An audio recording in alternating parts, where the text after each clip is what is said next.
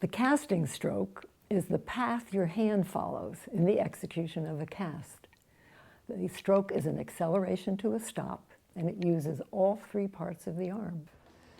To have an unlimited future as a fly caster, you must use all three parts of your arm, your hand, your forearm, and your upper arm. It's natural when you first start fly casting to just kind of hinge on your elbow and just use your forearm back and forth, but that has great limitations. What we need to do, as I said, is use all three parts. We start with the grip, and the grip is very, very important. You don't want to just grab it any old way. You want to put the cork handle in your finger so that you could hold it that way. And then make sure that the heel of your hand is on top of the rod butt as you seat it, and put your thumb in a flexed position. So this would be the position that you should be holding it in. Then you'll get the most use of your all fingers.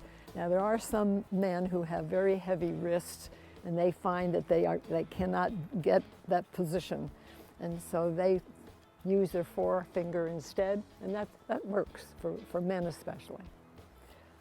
So the forearm is your stroke length.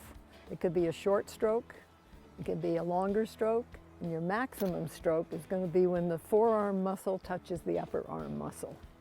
So your hand position is two positions, parallel and with a bent down wrist, and we end with a 45-degree angle.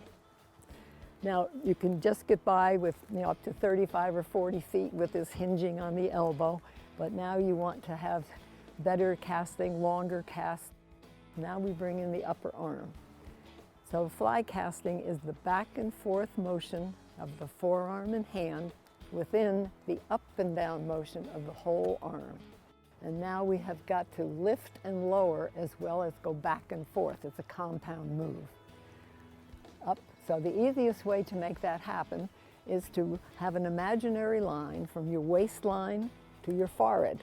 And if you follow that with your thumb, you will automatically have to get to your forehead, you're going to have to lift that elbow and engage your upper arm. So we start with a loading move, whole arm. Now the power snap is going to be hand action, forearm action, and elbow lift. All three things happen on the power snap. We're waiting and resting right now for the line to unroll, and we start forward from the shoulder, static position, until we reach 90 degrees from our target. And now we're going to do a power snap.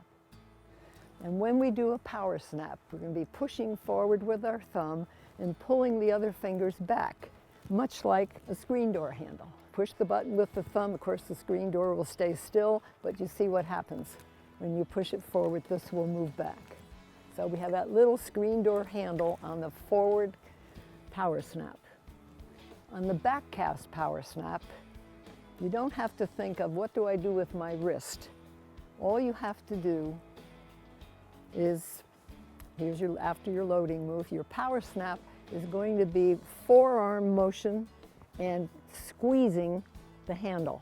So boom, and it immediately pops that rod butt out to 45 degrees. You don't have to think of how many inches do I have to make my wrist move. You don't have to think about your wrist at all in the back cast. It took me a long time to figure that out. And so we have whole arm loading move. Now the power snap, squeeze. There it is. Now you let the line unroll, start forward. When you get to 90 degrees, do your screen door handle right to the target with your thumb. So your thumb is going to be the indicator for your cast.